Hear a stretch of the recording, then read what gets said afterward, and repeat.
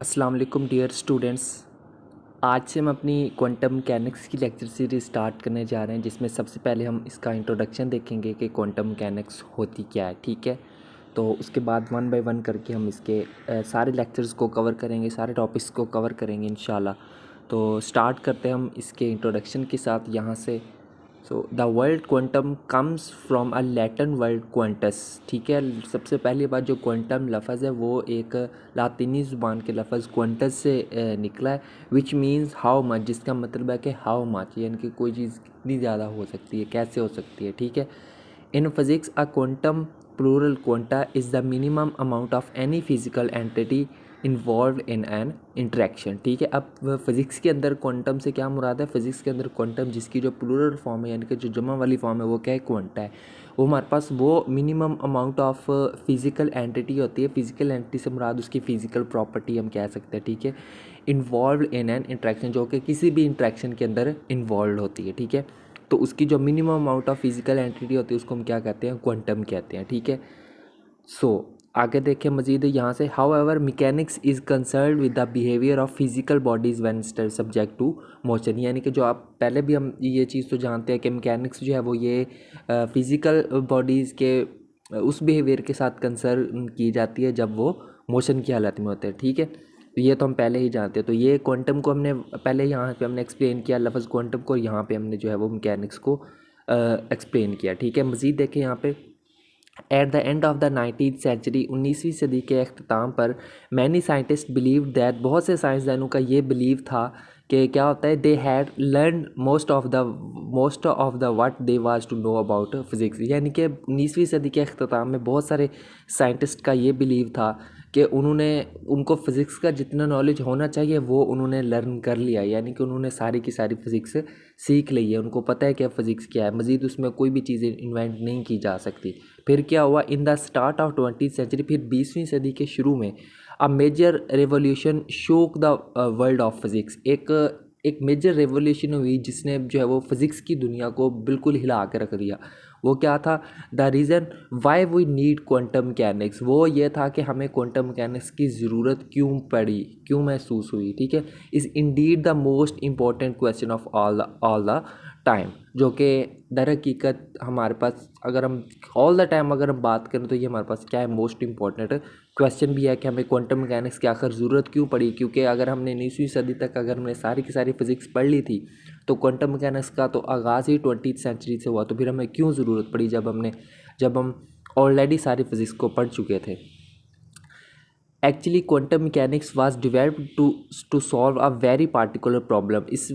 दरअसल जो quantum mechanics थी ना, इसको कुछ ख़ास पार्टिकुलर प्रॉब्लम्स को सॉल्व करने के लिए डेवलप किया गया था, and that is what we are going to cover in this chapter. और वही चीज़ जो है वो हम इस चैप्टर में या इस लेक्चर सीरीज़ के अंदर हम कवर करने जा रहे हैं। ठीक है, this is a preparatory lecture series in which we summarize experiments and theories। ये हमारे पास एक ऐसी लेक्चर सीरीज़ आने है जिसके अंदर हम समराइज़ करेंगे जो है वो एक्सपेरिमेंट्स को और थ्योरीज़ को। अब ये इसको लफ्ज़ यूज़ किया प्रीपरेटरी लेक्चर सीरीज़। ठीक है, इससे मुराद है कि जो असल क्वांटम मैकेनिक्स के टॉपिक्स होंगे ना, उससे पहले वाले जो जिन टॉपिक्स का हमें पता चाहिए, पहले हम उन चीज़ को कवर करेंगे। ठीक है, contribute to the genesis of quantum mechanics form during the early decades of the century. ठीक है, तो ये इसका बेसिक सा ब्रीफ सा इंट्रो था। ठीक है, अब मज़ीद इसकी हिस्ट्री की अगर हम बात करें, मज़ीद इसको डीपली स्टडी करते हैं यहाँ से। हिस्टोरिकली एंशियंट ग्रीक फिलोसफर्स से that if you took a piece of any material and you cut it into half, then the remaining half should cut into two halves again, and that you keep doing it again and again. ठीक है, अब इसका क्या मतलब है कि historically हमारे पास जो ग्रीक फिलोसफर्स थे, उनका ये मानना था कि अगर हम कोई किसी भी पीस का, किसी भी चीज़ का, किसी भी मटेरियल का एक पीस लें और उसको हम दो हिस्सों में तकसीम करें, और जो रिमेनिंग दो हिस्से उनको फिर उनके आगे दो हिस्से करें, और इसी तरह हम अगेन एंड अगेन करते जाएँ। ठीक है, तो फिर क्या होगा? Could you continue doing this for ever. तो वो उसने ये क्वेश्चन राइज किया कि क्या हम ये चीज़ हमेशा कर सकते हैं, यानी कि हम हर आगे पीस के दो दो उसके टुकड़े कर सकते हैं। हाँ, Democritus says that could not continue to do that. फिर इसका जवाब दिया एक साइंटिस्ट है जिनका नाम था डेमोक्राइटस, उसने फिर उसका जवाब दिया कि हम ऐसा कंटिन्यूसली नहीं कर सकते। You will reach a point where you no longer are cut into half. उसने यह कहा कि अब आप उसको उन पीसेस को कट करते करते एक ऐसे पॉइंट पर पहुँचे कि जहाँ पर आप मज़ीद उस पीस को कट नहीं कर सकेंगे। The very last piece which will be left indivisible is called an end. वो जो लास्ट पीस जिसको हम आगे मज़ीद कट नहीं कर सकेंगे उसको हम इंडिविजिबल पार्टिकल बोलते हैं, और जिसका नाम क्या है, जिसको हम क्या कहते हैं, एटम का नाम देते हैं, ठीक है। Which means indivisible in Greek, जिसका ग्रीक ज़ुबान में मतलब क्या होता है, इंडिविजिबल। आर्टिस्टोटले says that. फिर एक साइंटिस्ट थे हमारे पास आर्टिस्टोटले, उन्होंने क्या कहा, यहाँ से देखिए, there is no limit and you can keep doing that till end. और आर्टिस्टोटल ने ये कहा कि कोई भी लिमिट नहीं और आप इसको टिल एंड आप इसको कंटिन्यू कर सकते हैं। फॉर ऑलमोस्ट 2000 ईयर, तकरीबन 2000 साल के लिए Aristotle thinking was consider to be right. Aristotle की जो थिंकिंग थी ना उसको सही तस्वर किया जाता। वो क्या थी, there is no building block of matter, यानी कि मैटर का कोई भी बिल्डिंग ब्लॉक नहीं होता। फिर क्या हुआ, यहाँ से देखिए मजीद। Then in 1803 John Dalton stated that. फिर 1803 में जॉन डाल्टन ने एक स्टेटमेंट दी, वो क्या थी, matter compose of atoms and it is indivisible. उसने ये बोला कि जो मैटर है ना वो एटम से मिलकर बनता है और जो कि हमारे पास क्या होते हैं, इंडिविजिबल होते हैं। फिर क्या हुआ, finally J Thomson in 1897 experimentally verified that atom consist of positive and negative charge bit known as plum pudding model. फिर क्या हुआ, फिर 1897 में जे थॉमसन ने एक्सपेरिमेंटली ये चीज़ वेरीफाई कर दी, ये चीज़ प्रूव कर दी कि जो एटम है ना वो पॉजिटिव और नेगेटिव चार्ज बिट्स के ऊपर कंसिस्ट करता है। पॉजिटिव चार्ज बिट जो उसको हम प्रोटॉन कहते हैं और नेगेटिव चार्ज बिट्स को हम इलेक्ट्रॉन का नाम देते हैं, ठीक है। और उनको कंबाइनली हम प्लम बडिंग मॉडल भी देते हैं, यानी कि उसने जो ये चीज़ प्रूव की ना उस मॉडल को प्लम बडिंग मॉडल का नाम देते हैं, ठीक है। फिर क्या हुआ, देन इन 1911, फिर 1911 में Ernest Rutherford performed an experiment by using alpha particles and gold foil. फिर रदरफोर्ड ने 1911 में क्या किया, एक एक्सपेरिमेंट परफॉर्म किया। कैसे, उसने अल्फा पार्टिकल्स को यूज़ किया और साथ में गोल्ड फॉइल को यूज़ किया। He observe that there is a positive nucleus at the centre of the atom. फिर उसने वहाँ से ये चीज़ ऑब्जर्व की कि उस एटम के सेंटर में एक पॉजिटिव न्यूक्लियस मौजूद है, ठीक है। And the size of the nucleus is 10,000 times smaller than the size of the atom. और उसने ये भी चीज़ उसने जो है वो उसमें वेरीफाई की कि जो न्यूक्लियस का जो साइज़ है वो एटम के साइज से 10,000 गुना छोटा साइज़ है, ठीक है।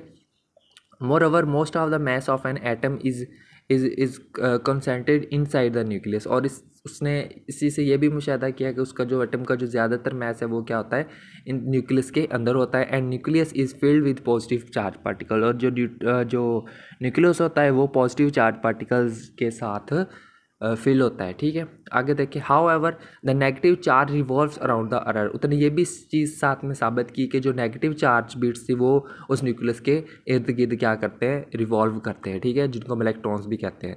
Then there comes a big question. फिर वहाँ पे एक बहुत बड़ा क्वेश्चन राइज हुआ, वो कौन सा, revolving electron emits electromagnetic radiation. अब वो जो इलेक्ट्रॉन उस न्यूक्लियस के इर्द गिर्द इवॉल्व कर रहा है वो तो इलेक्ट्रोमैग्नेटिक रेडिएशंस को जो है वो एमिट करता है, ठीक है, एंड एमिट करता है and losing its energy which may cause the electron to go spiral into the nucleus. और जिसकी वजह से वो क्या करता है, अपनी जो है वो एनर्जी को लूज़ करता है और इस वजह से वो जो इलेक्ट्रॉन है वो कहाँ पे जा सकता है, न्यूक्लियस के अंदर जा सकता है, जैसा कि यहाँ पे देखिए इस फिगर में दिखाया हुआ है। Therefore atom can't exist. तो यहाँ से ये चीज़ साबित हुई कि जो एटम है वो एग्जिस्ट नहीं कर सकता। More over opposite charges attract each other. अब ये भी जानते हैं जो अपोजिट चार्जेस होते हैं वो एक दूसरे को अट्रैक्ट करते हैं। Then why electron do not get attracted toward nucleus. तो इस तरह से अब न्यूक्लियस के अंदर तो पॉजिटिव चार्ज होता है, उसके इर्द गिर्द नेगेटिव चार्ज वाले इलेक्ट्रॉन जो हैं वो इन्वॉल्व करते हैं। तो वो इलेक्ट्रॉन और प्रोटॉन्स एक दूसरे को अपनी तरफ अट्रैक्ट क्यों नहीं करते, ठीक है, and fuse together. In addition to these, there were few other questions whose answers cannot be described by classical. अब इन क्वेश्चंस, एक दो क्वेश्चंस के साथ साथ कुछ और क्वेश्चंस भी थे जिनको क्लासिकल मैकेनिक्स एक्सप्लेन नहीं कर सकी। वो कौन कौन से क्वेश्चन थे, उनमें एक ये भी था, why don't the electron go spiral into the nucleus. ठीक है, जो इलेक्ट्रॉन है वो न्यूक्लियस के अंदर क्यों नहीं जाते। नंबर 2 था, why do not nuclei self destruct due to opposite charges. Number 3 था, व्हाई डू एटम्स अब्जॉर्व और emit light only at a particular frequencies. Number 4 था, where does the structure of the periodic table comes from, यानी कि periodic table का जो structure है वो कहाँ से आया। नंबर 5 है, why do atoms form chemical bond, chemical bond क्यों बनाते हैं atom. Why a single electron shows interference pattern in a double slit experiment. Number 7 is, why is the amount of energy predicted by classical mechanics completely different from which is experimentally observed। ठीक है, अब ये वो कुछ questions थे जिनको जो है वो आंसर जो क्लासिकल मैकेनिक्स थी वो इन क्वेश्चंस के आंसर्स नहीं दे सकी। अब फिर इन्हीं क्वेश्चंस को दूर करने के लिए हमें किसकी ज़रूरत पड़ी, क्वांटम मैकेनिक्स की हमें ज़रूरत पड़ी। ठीक है, मज़ीद देखें, answer to these questions were later given by quantum mechanics. फिर इन क्वेश्चंस के आंसर किसने दिए हमें, क्वांटम मैकेनिक्स ने दिए बाद में, and will be discussed as we go along the book. अब जैसे जैसे हम अपनी लेक्चर सीरीज में आगे आगे जाएंगे इन्हीं क्वेश्चंस को वन बाय वन करके डिस्कस करेंगे। At the turn of the 20th century, यानी कि 20th सेंचुरी के अख्ताम पर फिर क्या हुआ, many scientist have contributed to solve the problems of relativistic theory. बहुत से साइंसदानों ने जो है वो रिलेटिविस्टिक थ्योरी के भी प्रॉब्लम्स को सॉल्व करने में मदद की, एंड क्वांटम थ्योरी और क्वांटम थ्योरी की भी, and to the formation of a quantum mechanics. और इस तरह से उन्होंने क्वांटम मैकेनिक्स की फार्मेशन में बहुत अहम किरदार अदा किया। ठीक है स्टूडेंट, तो ये था बेसिक सा ब्रीफ सा इंट्रोडक्शन अबाउट क्वांटम मैकेनिक्स, जिसमें हमने इसकी हिस्ट्री देखी कि इसका आगाज़ कैसे हुआ, क्यों ज़रूरत पड़ी हमें क्वांटम मैकेनिक्स की। तो ठीक है स्टूडेंट, तो ये था बस हमारा आज का लेक्चर जिसके अंदर हमने इसका बेसिक इंट्रोडक्शन देखा है। उम्मीद करता हूँ आपको क्वांटम मैकेनिक्स से रिलेटेड अच्छी इन्फॉर्मेशन मिली होगी इंट्रोडक्शन लेक्चर में। मिलते हैं नेक्स्ट लेक्चर में किसी और टॉपिक के साथ, तब तक के लिए टेक केयर एंड अल्लाह हाफिज़।